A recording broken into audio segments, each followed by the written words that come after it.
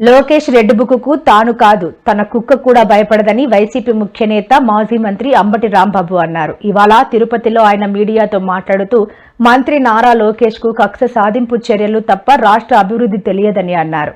అధికారం ఎవరికీ శాశ్వతం కాదని ఆలోచనతో నిర్ణయాలు తీసుకోవాలన్నారు.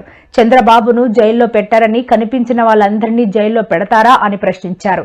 తాను అన్నిటికీ సిద్ధపడే రాజకీయాల్లో కొనసాగుతున్నానని, జైల్లో పెట్టుకుంటాడో, దొంగ కేసు కడతాడో, పోలీసులతో కొట్టిస్తాడో లోకేష్ ఇష్టమని సెటర్లు వేశారు. ఏడాదిన్నర కాలంలోనే కూటమి ప్రభుత్వంపై పెద్ద ఎత్తున ప్రజా వ్యతిరేకత మొదలైంది అని అంబటి రాంబాబు తెలిపారు. డైవర్ట్ చేయడం కోసం ఎవరండి హైదరాబాద్ నుంచి నర్సిరెడ్డి అంటే ఎవరు ఒక పొట్టుకుంటాడు, పుట్టుకోకలాగా ఆయన వచ్చి కామెడీ చేస్తున్నాడు, పద్దాలను చేస్తుంటాడు. ఏమంటాడండి ఆయన? తెలంగాణలో ముక్కోడు పోయాడు, ఇక్కడ తెక్కోడు పోయాడంట. ఏం మాట్లాడుతున్నావు? ఏమైనా చంద్రబాబు నాయుడు గారు నువ్వేమో నవ్వుకుంటున్నావా? ఏంటది? మొన్న కూడా అంతే సృష్టించి అమ్మేశారు, డబ్బులు సంపాదించారు.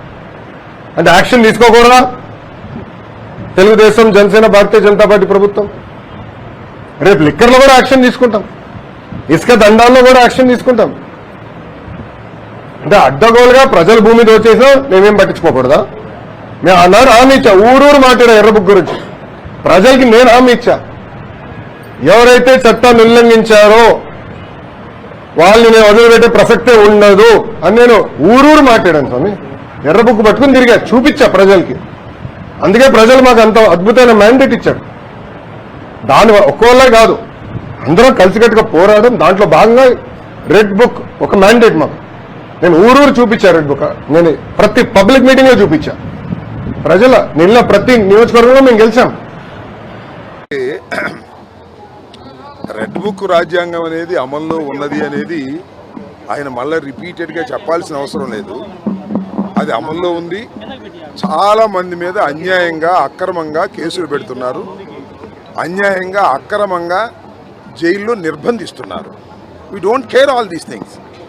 నేను చాలా సందర్భాల్లో చెప్పా, ఈ తిరుపతిలోనే చెప్పా, ముఖ్యంగా లోకేష్ రెడ్ బుక్కి మా కుక్క కూడా భయపడదని. మేము భయపడటానికి సిద్ధంగా లేవు. జైలుల్లో పెట్టుకుంటాడో, లేక దొంగ కేసులు పెట్టుకుంటాడో, లేకపోతే పోలీసుల చేత కొట్టిస్తాడో, దేనికైనా